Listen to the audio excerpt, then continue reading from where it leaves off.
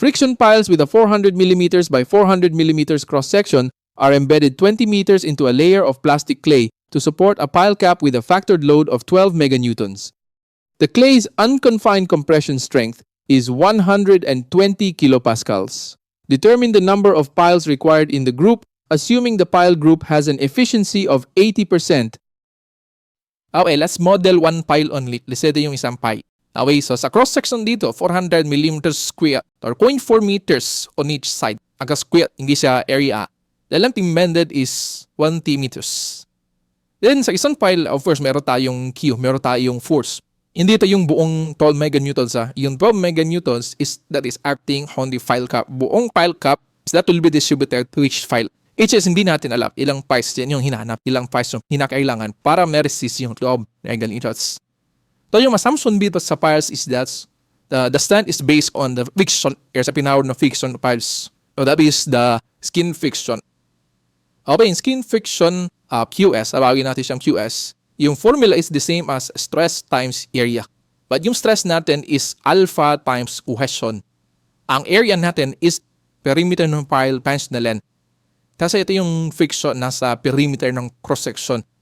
So perimeter, i-modify yung ng length, yan yung area na nakakontak.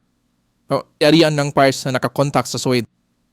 So parang stress times area yung ginawa natin dito. Pero na talaga stress times area. Ang alpha dyan is adhesion factor. There is no given adhesion factor, then assume it is just what? Wala siyang ibibigay. Okay, yung C is cohesion. Ang given is compression strength. Okay, pag binigyan ka ng compression strength, hindi cohesion yung given, i-divide mo pa yan ng 2. U over 2 here, Q is the compressive strength on the soil. 120 over 2, the cohesion on the soil is 60 kilopascal. Kung cohesion na yung binigay, hindi mo na yan i-divide ng 2. Cohesion na yung given. Then yung perimeter ng pile natin is 4. Square po yan, 4 na 0.4 meters, 1.6 meters. Ang length ng pile natin embedded is 20 meters. So kunin ko lang muna yung capacity ng isang pile. Ang capacity ng isang pile is using the formula. Alpha 1 C is T. Perimeter is 1.6. Length ng pile is 20 meter. Then ito yung capacity ng isang pile in kilonewtons. Isa lang hiya. Para mapuan niya yung buo, 12 meganewtons. Then, number of piles times capacity of one pile. Diba? Pag i-multiply mo yung capacity ng isang pile to the number of pile, yan na yung buong capacity ng pile cap. Pero multiply yan para yan ng efficiency. It is just 80% efficient. So, number of piles times capacity of one pile times efficiency, that will be equal to the total UU. That's 12 meganewtons.